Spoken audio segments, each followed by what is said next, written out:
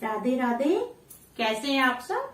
मैं हूं आकांक्षा और बहुत बहुत स्वागत करती हूं आपके अपने YouTube channel Krishna magical world में। आज हम बात करेंगे गुरुवार व्रत की कथा की। आज हम इस वीडियो में गुरुवार व्रत की कथा के नियम, उसका फल और महिमा का वर्णन करेंगे।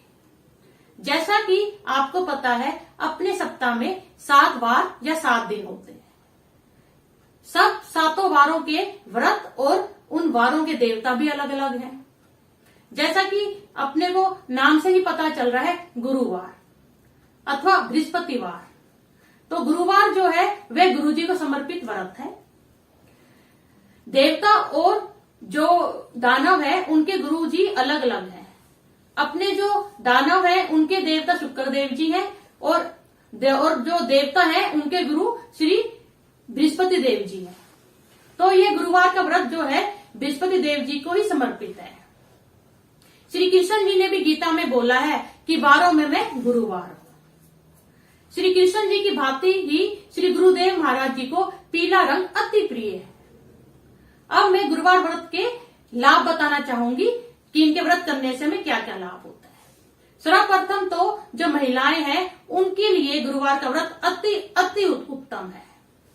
यह व्रत करने से हमें अति सौभाग्य की प्राप्ति होती है, धन धान्य की वृद्धि होती है और विद्यार्थियों के लिए भी यह व्रत अति उत्तम है।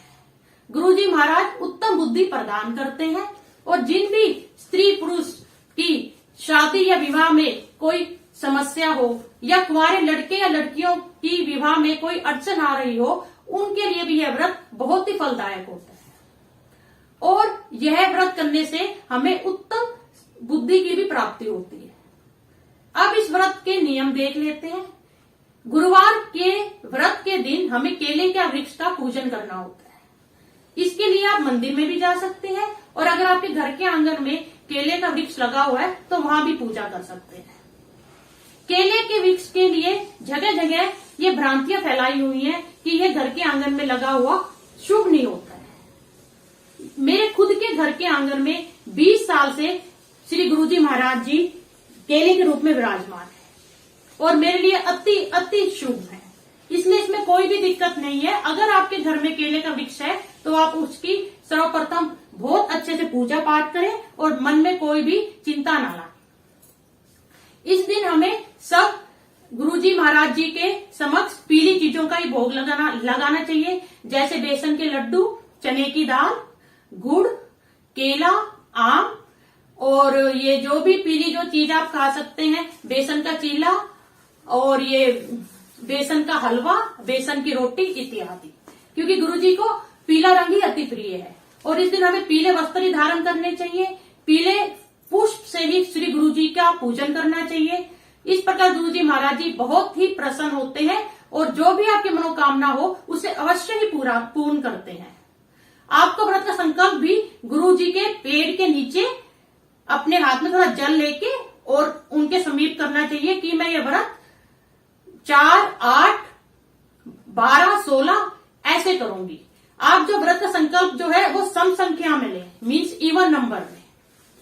तो आपका जो ऐसा कोई नहीं है कि हम ज्यादा व्रत करेंगे तो ज्यादा फल मिलेगा, कम करेंगे तो कम मिलेगा, ऐसी भी कोई भी दिक्कत नहीं है। जितनी भी आप में सामर्थ्य है आप उसके अनुसार अपने व्रत का संकल्प कीजिए। व्रत जिस दिन आप करें उस दिन पीली गाय अगर हो तो अति उत्तम है। पीली गाय को आप गुड़ और पीली रोटी या पीला लड्डू बेसन का अवश्य खिलाएं। इससे भी अति शुभ फल की प्राप्ति होती है। चलो अब कथा श्रवण करते हैं। आज श्री गुरुवार व्रत की कथा। एक नगर में एक साहूकार और साहूकारनी रहते थे। उनके घर में धन धान्य की कोई भी कमी ना थी, लेकिन साहूकारनी बड़ी कृपण थी।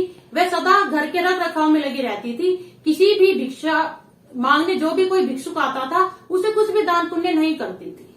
साहूकारनी की इस आदत से सभी परेशान थे। एक बार ऐसा संजोग हुआ कि एक बहुत पहुंचे हुए सिद्ध पुरुष साहूकारनी के यहाँ भिक्षा मांगने पहुंचे।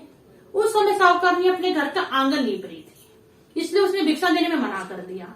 बोली, साधु महाराज आज मैं बहुत व्यस्त हूँ, आप किसी और दिन आइएगा। थोड़े दिनों बाद साधु बाबा पुनः पधारे। उस समय साहूकारनी अपने लड़के को खिला रही थी। तो बोली साधु बाबा अब मैं मेरे बेटे को खिला रही हूँ, आप किसी और दिन अवकाश के टाइम आना या अवकाश के समय आना। तीसरी बार जब साधु बाबा पुनः पधारे उस समय साहूकारनी फिर अपने आप को घर के किसी अन्य कार्य में व्यस्त रखने की कोशिश करने लगी। इस बार साधु बाबा का माथा ठनका और वे समझ गए कि साहूकारनी व्यस्त नहीं रहती, अपितु स्वभाव से ही कंजूस है। साधु बाबा क्रोधित हो गए, बोले क्या बात है माई, जब भी आता हूँ तो हमेशा बोलती है अवकाश नहीं है, अवकाश नहीं है, ये क्या है? बोली हाँ जी, मैं तो घर के रख रखाव से बहुत तंग आ गई हूँ, मुझे तो आप कोई ऐसा उपाय बताइए जिससे अवकाश ही अवकाश हो जाए।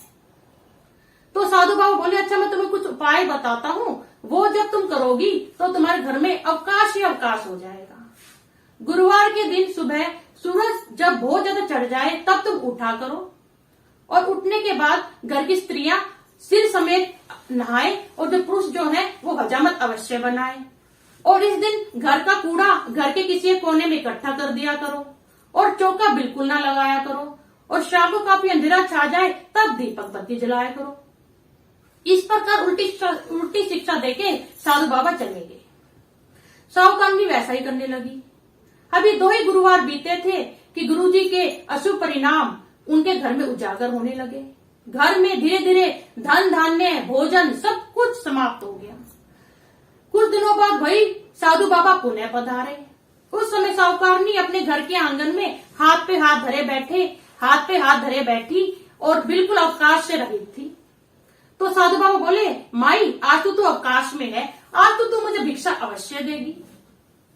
तो साहूकारनी बोली महाराज अब तो आपको भिक्षा देने के लिए क्या, मेरे तो घर में ऐसा टोटा पड़ा कि मेरे को तो खुद खाने के लिए भी अन्न का एक भी दाना नहीं बचा है।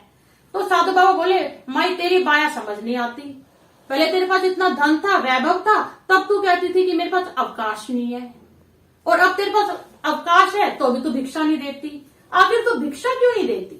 तो मैं समझ गई कोई सिद्ध पुरुष है, उनके चरणों में पड़ी और बोली हे महाराज ऐसा कोई उपाय बताइए जिससे मेरा घर जो है धन धान्य से दोबारा परिपूर्ण हो जाए, मैं भविष्य में किसी को भी कभी भी खाली हाथ नहीं लौटने दूंगी। तो साधु बाबा को दया आ गई, वो बोले माई जो मैंने तुझे पहले उपाय बताए थे उससे गुरुजी रुष्ट हो गए, परंतु अब तुम्हें गुरुजी को प्रसन्न करने के उपाय बताता हूँ। गुरुवार के दिन सुबह स्नान करके भूलकर भी स्त्रियों को सिर नहीं धोना चाहिए और पुरुषों को हजामत नहीं बनवानी चाहिए, और इस दिन गुरुजी को प्रसन्न करने के लिए हमें पीले वस्त्र धारण करने चाहिए, पीली वस्तु का ही दान देना चाहिए और पीली वस्तु ही गुरुजी को भोग प्रसाद में बनानी चाहिए। इस दिन हमें गुरुजी की कथा कहनी चाहिए, उनकी व्रत करने चाहिए, शाम को ठीक सायंकाल हमें दीपक जलाना चाहिए। इस प्रकार गुरुजी महाराज बहुत प्रसन्न होते हैं, अन्न से धन से सब चीजों से घर को निहाल कर देते हैं।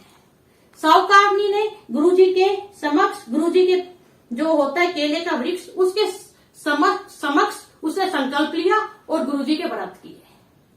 व्रत के फलस्वरूप उसका घर फिर अन्न धन से भरपूर हो गया। उसके बाद उसने कभी किसी को खाली हाथ नहीं लौटने दिया, जितना बन सका दान पुण्य किया। तो हे गुरुजी महाराज जैसे आप साहूकारनी पे रुष्ट हुए वैसे किसी पे ना होना, और जैसे आपने साहूकारनी को अन्न से धन से इज्जत मान सम्मान से निहाल किया, ऐसे जो भी आपका व्रत करे उससे इज्जत मान सम्मान धन धान्य से उत्तम बुद्धि से निहाल करना। जय श्री गुरु महाराज जी की। राधे राधे।